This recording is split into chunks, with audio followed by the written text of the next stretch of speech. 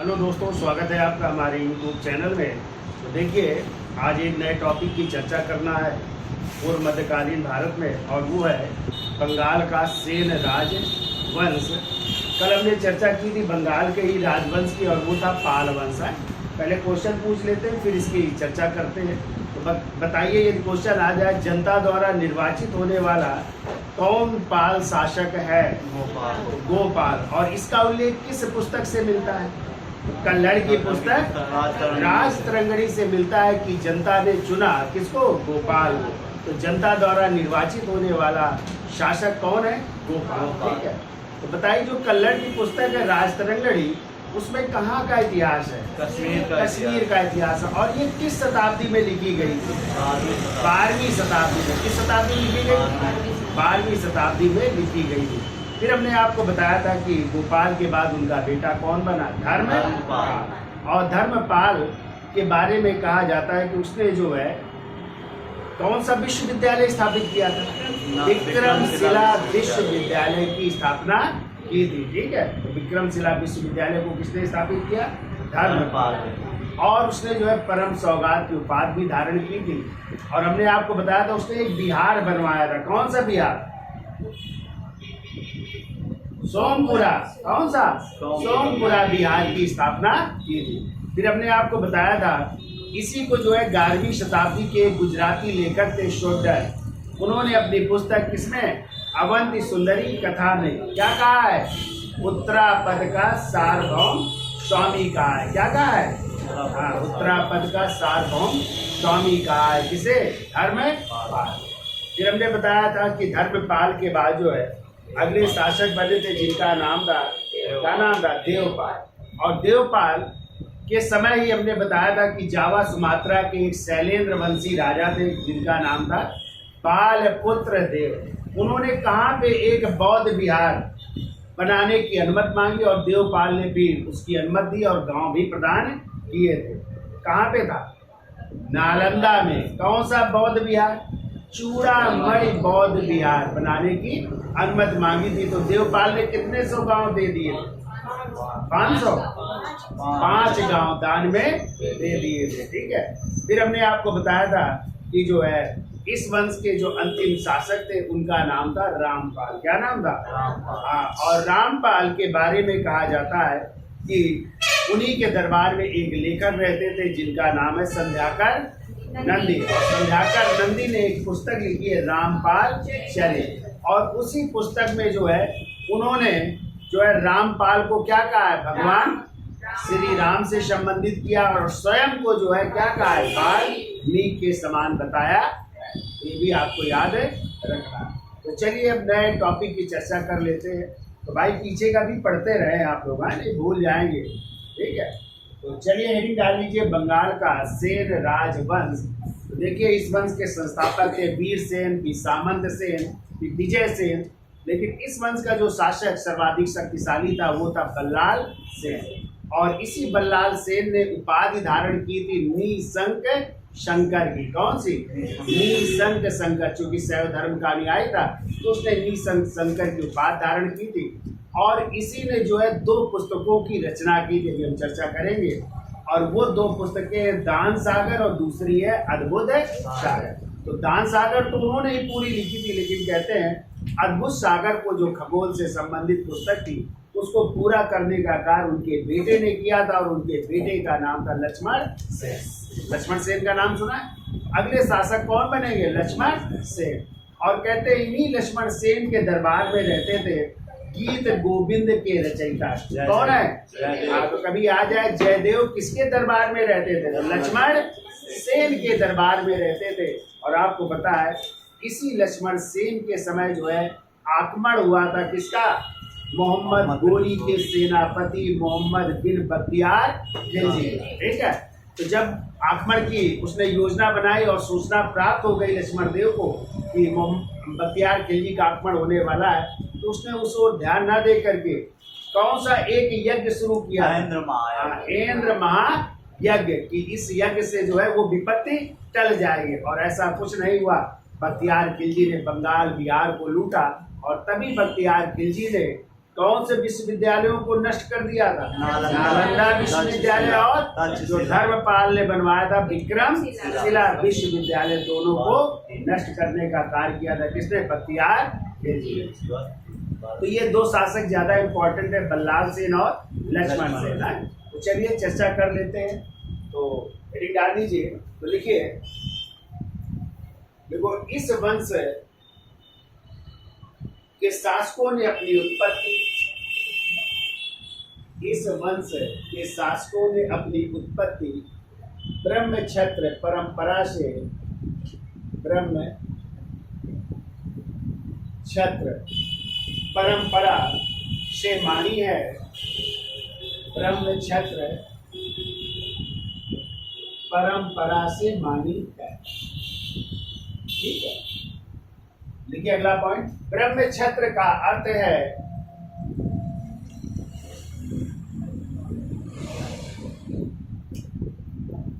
ब्रह्म क्षत्र का अर्थ है ऐसे ब्राह्मण जिन्होंने, ऐसे ब्राह्मण जिन्होंने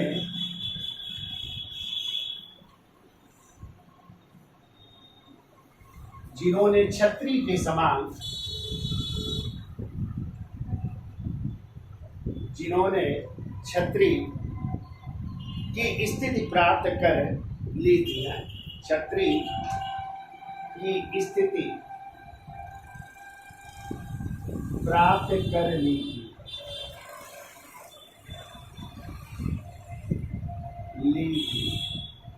ठीक है। तो कई बार ये क्वेश्चन आया है कि किसने अपनी उत्पत्ति जो है किससे मानी है? ब्रह्म क्षत्र परंपरा से। इसके अलावा और किस राजवंश ने जो है ब्रह्म क्षत्र परंपरा से अपनी उत्पत्ति मानी है? पीछे हमने पढ़ाया है, याद है आप लोगों को? नहीं याद? तो देखिएगा, मारवा के परमार राजवंश में भी जो है उन्होंने भी अपनी उत्पत्ति ब्रह्म क्षत्र परंपरा से मानी, और दूसरे बंगाल के सेन राजवंश ने भी अपनी उत्पत्ति ब्रह्म क्षत्र परंपरा से मानी है। यानी ऐसे ब्राह्मण जिन्होंने किसकी स्थिति प्राप्त कर ली? क्षत्रियों की स्थिति प्राप्त कर ली, वो कहलाए ब्रह्म क्षत्र। ठीक है। अब ये सेन वंश के संस्थापक कौन थे? उनके इस वंश के संस्थापक, इस वंश के संस्थापक वीरसेन थे। इस वंश के संस्थापक वीरसेन, इस वंश के संस्थापक वीरसेन थे। और इस वंश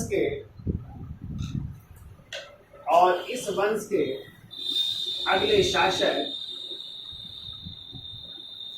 और इस वंश के अगले शासक सामंत सेन ने, सामंत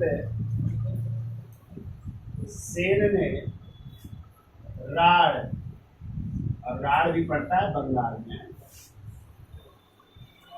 सामंत सेन ने राढ़ बंगाल में अपना राज्य स्थापित किया।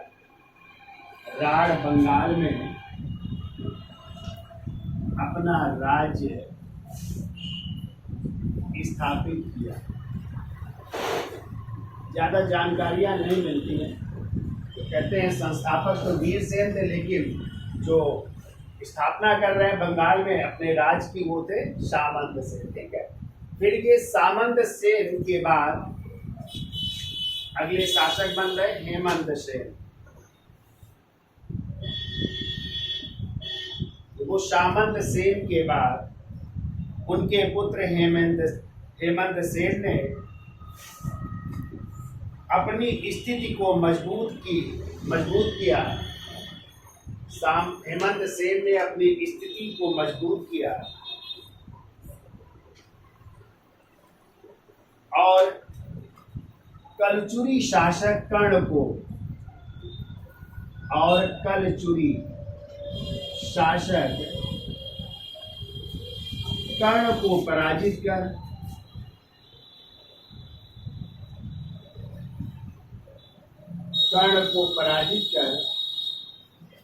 अपने राज्य को सुरक्षित किया, या अपने राज्य की स्थापना किया। कलचुरी शासक कर्ण को पराजित कर अपने राज्य की स्थापना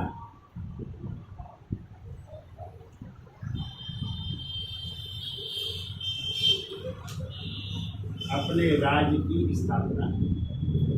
ये सब नाम मात्र के शासक हैं, ज्यादा इनके बारे में जानकारी नहीं मिलती होती।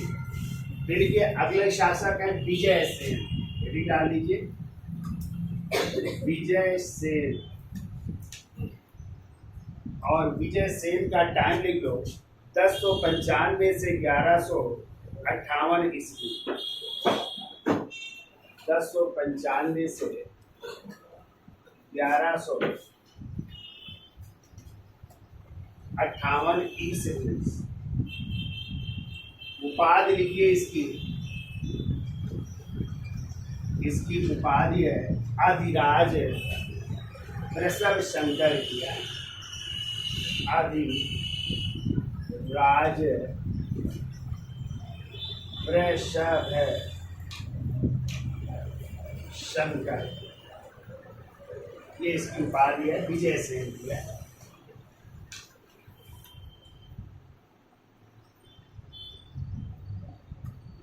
तो लिखिए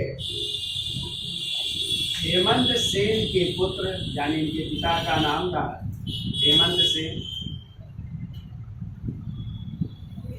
वो हेमंत सेन के पुत्र विजय सेन ने कलिंग के सूर शासक, विजय सेन ने कलिंग के सूर शासक अनंत वर्मन की पुत्री विलास देवी से विवाह किया। अनंत वर्मन की पुत्री विलास देवी से विवाह किया। विलास देवी से विवाह किया।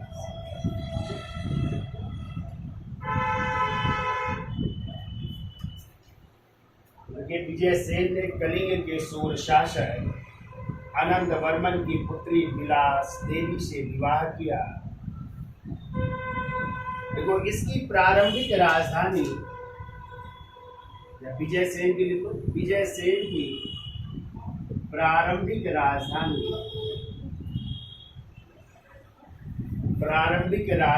विक्रमपुर, प्रारंभिक राजधानी विक्रमपुर तथा बाद में विजयपुर को अपनी राजधानी बनाया। बाद में विजयपुर को अपनी राजधानी बनाया।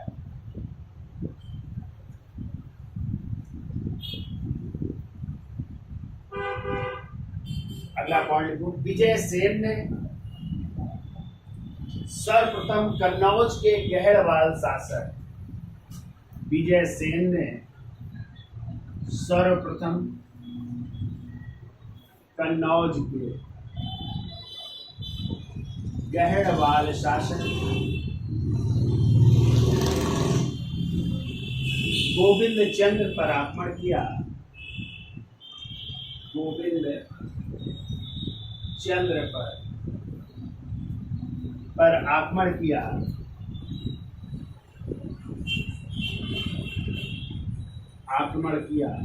और वहां से लौटते समय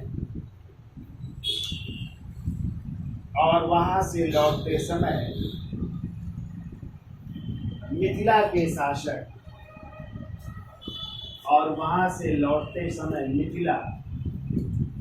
शासक ननहक देव पर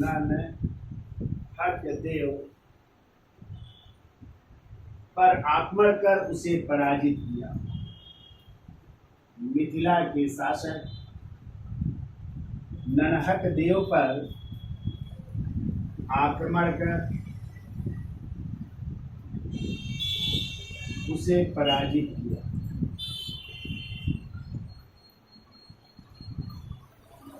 ठीक है, तो कन्नौज के गहड़वाल शासक गोविंद चंद्र पर आक्रमण किया और वहां से लौटते समय उसने मिथिला के शासक नन्नक देव पर भी आक्रमण करके उसे पराजित कर दिया। ठीक है, अगला पॉइंट लिखो, देखो विजय सेन शैव धर्म का अनुयायी था।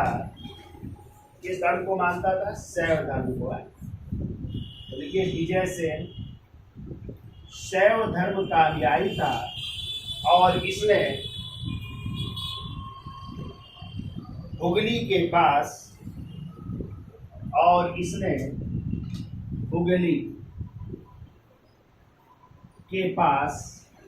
प्रद्युम्नेश्वर शैव मंदिर का निर्माण करवाया। प्रद्युम्नेश्वर शैव मंदिर का निर्माण करवा रहा है।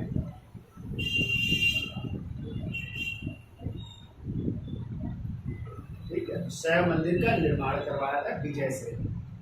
अब देखिए विजय सेन के बाद अगले शासक हुए बल्लाल सेन। तो इसका स्क्रीनशॉट ले लो, फिर आगे चलते हैं। तो देखिए विजय सेन के बाद अगले शासक कौन बन रहे हैं? बल्लाल सेन। ठीक है, और कहते हैं बल्लाल सेन जो है शैव धर्म के अनुयायी थे। किस धर्म के अनुयायी थे? यानी शैव धर्म का अनुयायी था ये, शैव धर्म का अनुयायी। और इस कारण जो है इसने उपाधियां धारण की। कौन कौन सी? तो देखिए इसकी उपाधि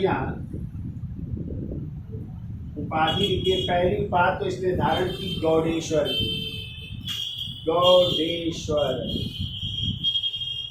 दूसरी उपाधि इसने धारण की निशंक शंकर।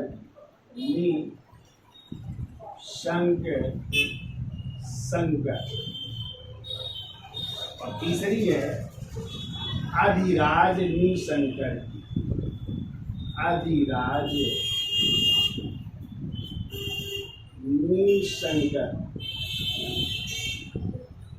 की उपाधि धारण कर रहा है। ठीक है, तो ये तीनों उपाधियां लिख लीजिए। गौडेश्वर, निशंक शंकर और अधिराज निशंकर की उपाधि धारण।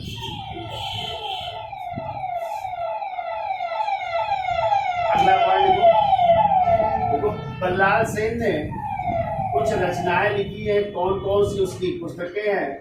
तो देखिए बल्लाल सेन ने दान सागर, तो एक तो किताब लिखी दान सागर और दूसरी लिखी अद्भुत सागर।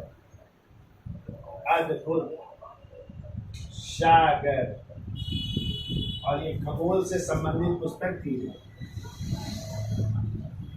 खगोल विज्ञान से संबंधित है।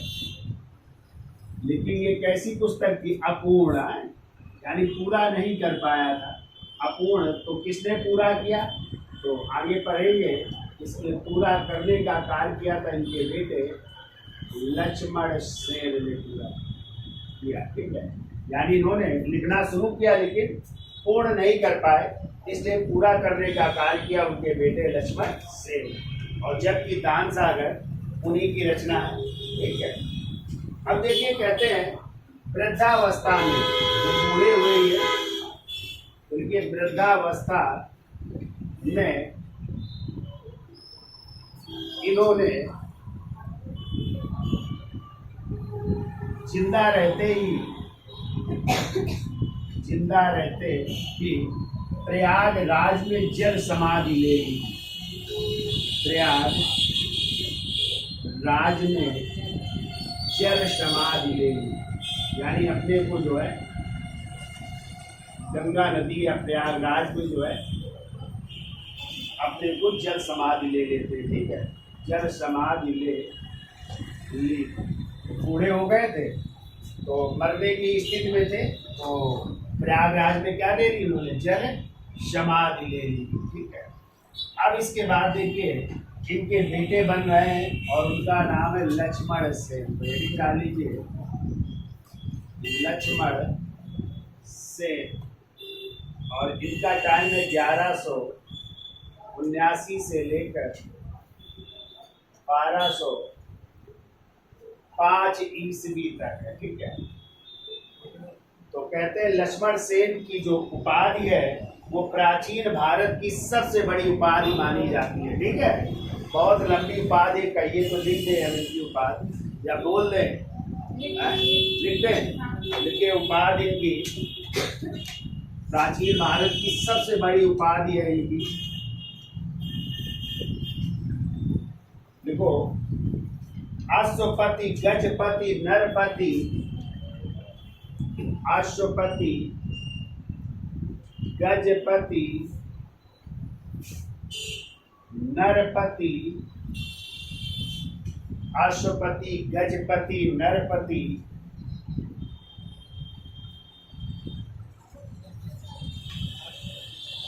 राज गयाधिपति, राज गयाधिपति, राज गयाधिपति, सेन कुल कमल विकास, सेन कुल कमल विकास। हम लोगों को भी याद नहीं है, ठीक है, देखना पड़ेगा। आस्कर सोमवंश विकास, आस्कर सोमवंश,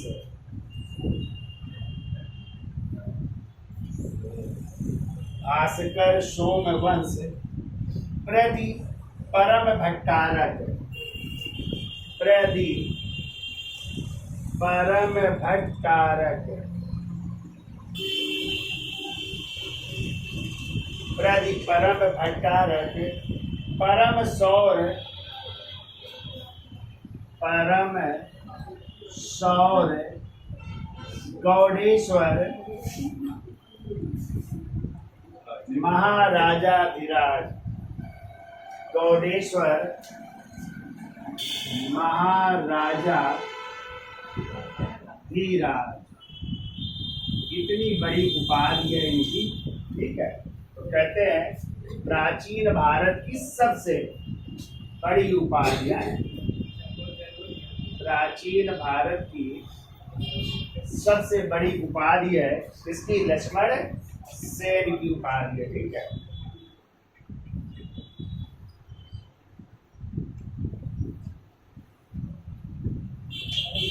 देखिए अगला पॉइंट, लक्ष्मण सेन ने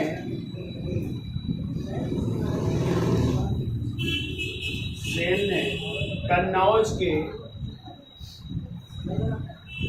शासक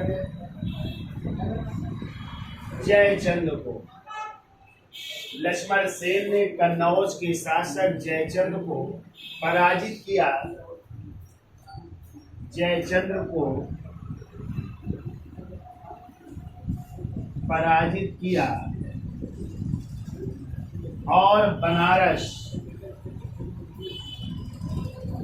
और इलाहाबाद का सैनिक अभियान किया, और बनारस तथा इलाहाबाद का सैनिक अभियान किया,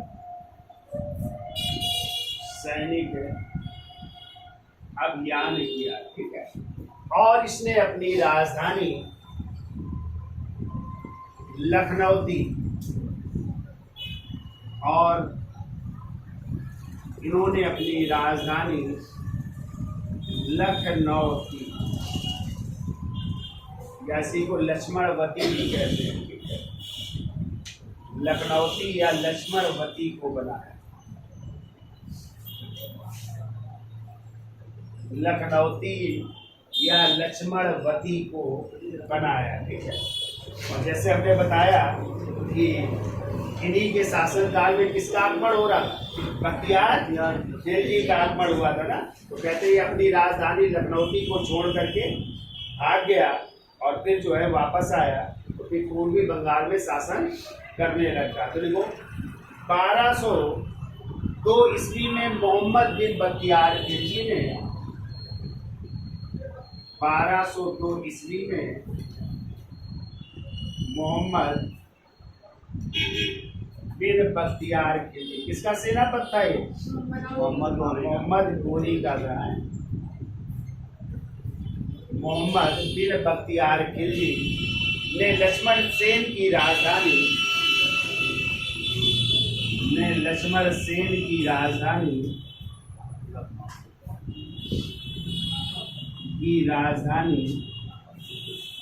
लखनौती पर आक्रमण किया। लखनौती पर आक्रमण किया। तो हमने आपको बताया था कौन सा ये यज्ञ कर रहे थे? इंद्र महायज्ञ कर रहे थे। ठीक है, सुझाव दिया था पंडितों ने कि जो है आप ये यज्ञ करिए तो इससे ये संकट टल जाएगा। ऐसा कुछ नहीं हुआ। वो महायज्ञ में विलीन रहे और बख्तियार खिलजी ने क्या किया?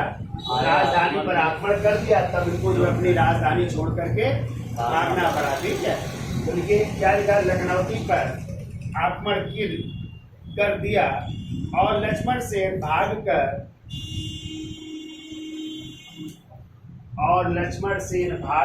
1205 ईस्वी तक 1205 ईस्वी तक पूर्वी बंगाल से शासन करता रहा। पूर्वी बंगाल से शासन करता रहा। 1205 ईस्वी तक पूर्वी बंगाल से शासन करता रहा। ठीक है, अब देखिए इन्हीं लक्ष्मण सेन के दरबार में कई विद्वान और लेखक रहते थे। तो अगला पॉइंट लिखिए। देखो, लक्ष्मण सेन की राज्यसभा में प्रसिद्ध विद्वान एवं लेखक निवास करते थे। लक्ष्मण सेन के दरबार में प्रसिद्ध लेखक एवं विद्वान निवास करते थे। तो लिख लीजिए, एक तरफ लिख दो विद्वान और दूसरी तरफ लिख दो उनकी रचना। पहला नाम लिखिए जयदेव, और जयदेव की पुस्तक कौन सी है? गीत गोविंद। तो जयदेव भी किसके दरबार में रहते थे? लक्ष्मण। बहुत पूछा जाता है क्वेश्चन, याद रखिएगा। एक तो जयदेव की रचना बहुत पूछी जाती, गीत गोविंद, और दूसरा जयदेव किसके दरबार में रहते थे? तो लक्ष्मण सेन के दरबार में रहते थे। ठीक है, ये दूसरा लिखिए, धोई भी इनके दरबार में रहते थे, और धोई की रचना है पवन दूत। तो पवन दूत के रचयिता धोई भी इनके दरबार में रहते थे। तीसरा नाम लिखिए श्रीधर दास। तो श्रीधर दास भी रहते थे, श्रीधर दास, और इनकी पुस्तक है सूक्ति कर्णामृत। सूक्ति कर्णामृत के लेखक दास भी रहते थे। फिर लोग हलायुध भी रहते थे, हलायुध, और हलायुध की रचना है ब्राह्मण सर्वस्व। तो ब्राह्मण सर्वस्व के रचयिता है हलायुध, जो भी इनके दरबार में रहते थे। और अगले लिख लो गोवर्धन।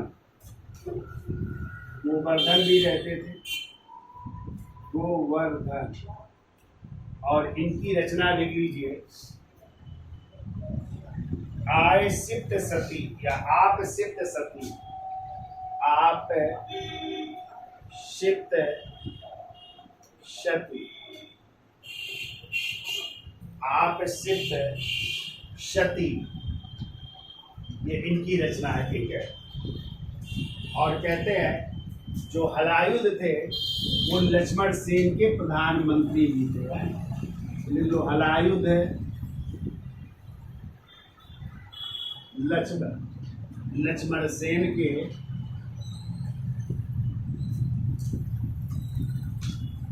प्रधानमंत्री भी थे,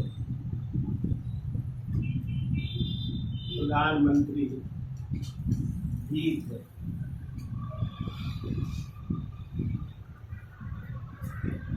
कितना याद हो जाएगा भाई।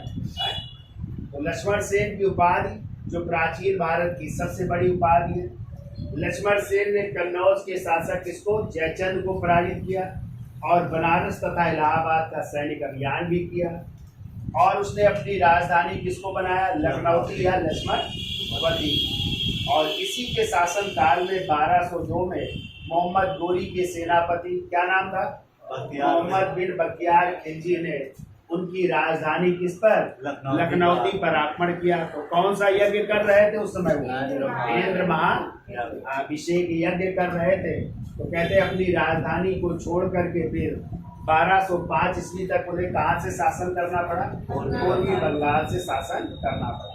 और इसी लक्ष्मण सेन के दरबार में कई लेखक रहते थे या विद्वान रहते थे, जिनमें थे जयदेव। और जयदेव की रचना कौन सी है? गीत गोविंद। धोई की रचना भवन दूत। श्रीधर दास की रचना सूक्तकर्णामृत। हलायुध की रचना सर्वस्व और गोवर्धन की है आप सिद्ध। और हलायुध जो है लक्ष्मण सेन जी क्या थे? प्रधानमंत्री। तो ये तो थे बंगाल के सेन राजवंश की कहानी। अब एक और टॉपिक की चर्चा कर लेते हैं और वो है कश्मीर के राजवंश। तो हेडिंग डाल लीजिए, कश्मीर का राजवंश। और कश्मीर में कई राजवंशों ने शासन किया। पहले आएगा कारकोट वंश, फिर आएगा उत्पल वंश, फिर आएगा यशस्कर वंश और फिर आएगा लोहार वंश। और इसी लोहार वंश की राजकुमारी होगी दिद्दा। नाम सुना रानी दिद्दा का? और रानी दिद्दा का विवाह होगा किसके साथ? क्षेमेंद्र गुप्त के साथ होगा। लेकिन क्षेमेंद्र गुप्त की जल्द ही मृत्यु हो जाएगी, फिर उनके बेटे अभिमन्यु की भी मृत्यु हो जाएगी। इसलिए लगभग 50 वर्षों तक जो है रानी दिद्दा ने कश्मीर में शासन किया था। ठीक है। और उसी दौरान उन्होंने भी जो है, कभी आ जाए लक्ष्मी की आकृति के सिक्के किसने चलाए थे? तो रानी दिद्दा ने। और इसके अलावा मोहम्मद गोरी ने भी लक्ष्मी की आकृति के सिक्के चलाए थे। ठीक है। और कहते हैं रानी दिद्दा के जो बेटे थे अभिमन्यु, उनकी मृत्यु हो चुकी थी, तो कोई पुत्र नहीं था। तो उन्होंने अपने भतीजे के मतलब अपने भाई के बेटे को जो है उत्तराधिकारी घोषित किया। और इस तरह जो है जय सिंह जो है उनका भतीजा था, उन्होंने भी जो है किसकी स्थापना की थी? लोहार वंश की स्थापना की थी। तो इसका स्क्रीनशॉट ले लो, कश्मीर के राजवंश की चर्चा कर लेते हैं।